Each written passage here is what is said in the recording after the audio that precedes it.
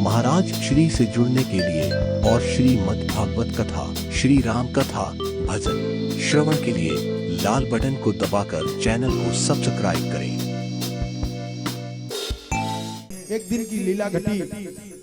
भगवान ने जानबूझ करके कहा था कि हमको माता जी मिश्री और माखन ये मत देना भोजन कभी भी। क्यों?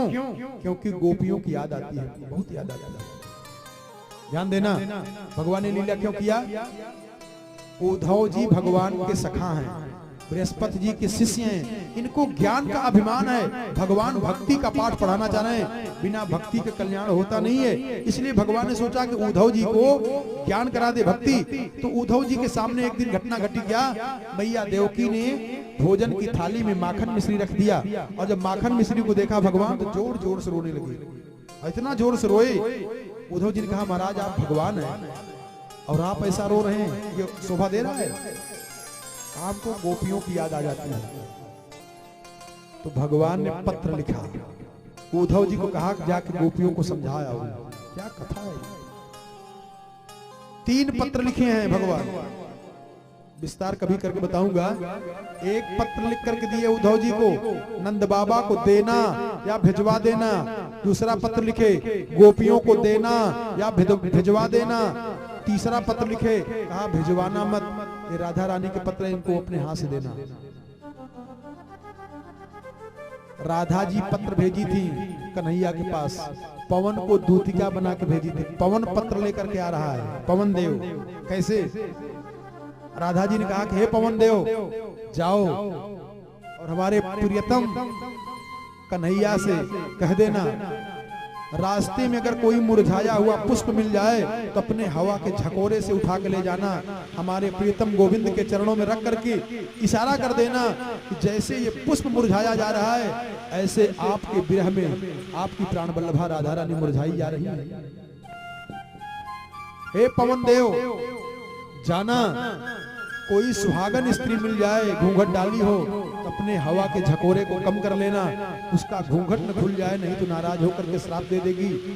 और कोई सूखी हुई लकड़ी मिल जाए तो सूखी हुई लकड़ी को अपने हवा के झकोरे उठा के ले जाना और हमारे प्रियतम कन्हैया के चरणों में रख करके इशारा करना, जैसे लकड़ी सूख जा रही है ऐसे आपके विरह में आपकी प्राण वल्लभा राधा रानी सूखी जा रही है।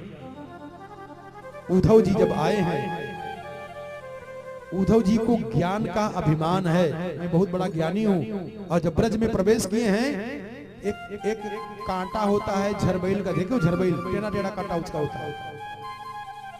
उद्धव जी का पीतांबर उसी झरबैल के कांटे में फंस गया।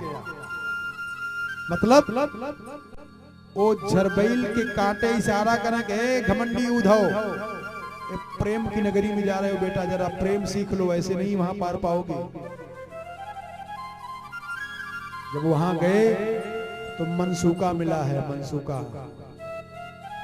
पहले तो रथ देखा, भगवान का स्वरूप देखा, भगवान का दौड़ के आया, लेकिन जब भगवान नहीं रहे, उनके दूत रहे, तो उद्धव जी ने कहा कि भैया मैं नंद भवन चलना चाहता हूं, कैसे जाऊं? तो मनसूका ने कहा कि ये जो नदी बह रही है, इसी नदी के किनारे किनारे चले जाओ, जहां नदी का अंतिम छोर मिलेगा वहीं नंद भवन मिल जाएगा।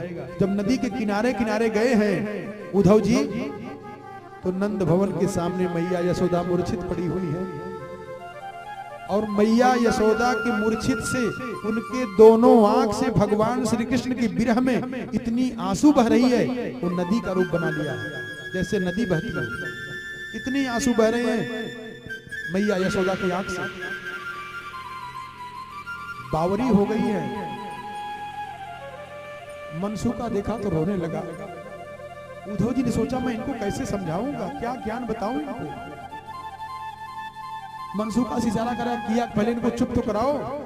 तो मनसूका ने जाके मैया को हाथ पकड़ के हिलाया, मैया अरे देखो कन्हैया का संदेशा लेके आए हैं, थोड़ा उठो तो।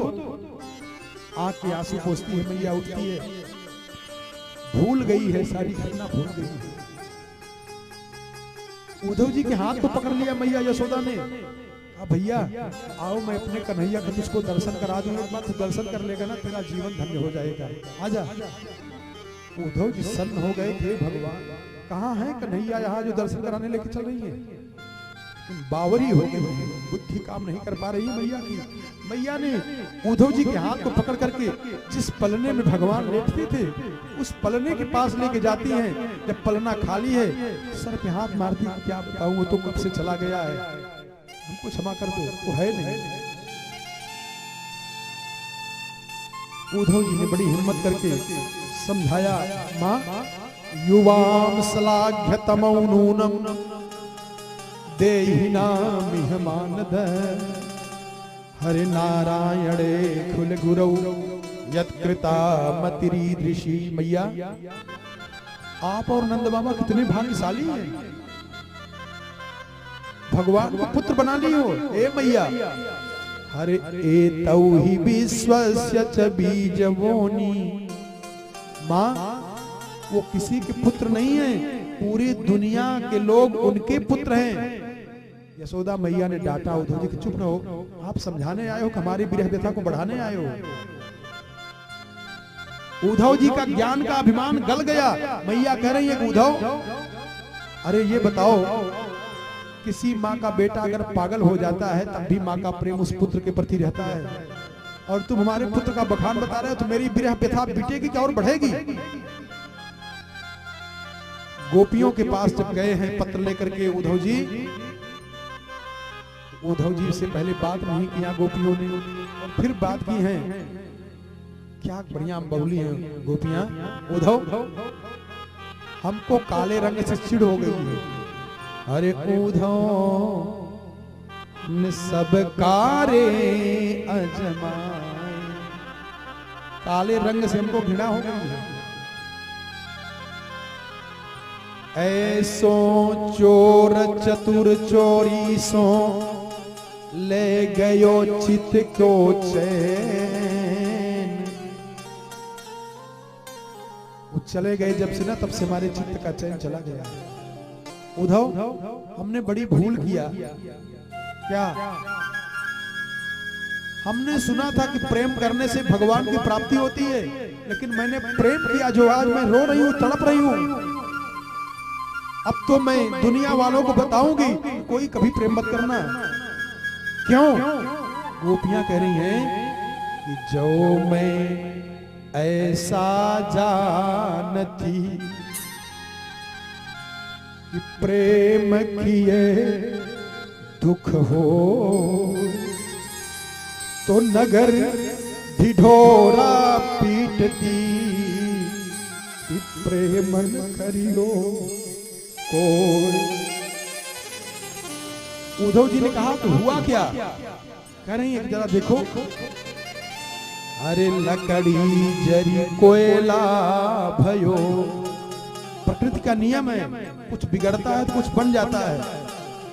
अरे लकड़ी जरी कोयला भयो, और कोयला जरी भयो राख, लेकिन ये बिरहिनी ऐसी जली, न कोयला भई न राख। उद्धव हम लोग पहले पूजा करती थी, संध्या करती थी, मंत्र जपती थी, लेकिन जब से कन्हैया से प्रेम हुआ ना, सारा पूजा पाठ बंद कर दिया। जब तब सब कुछ बंद कर दी।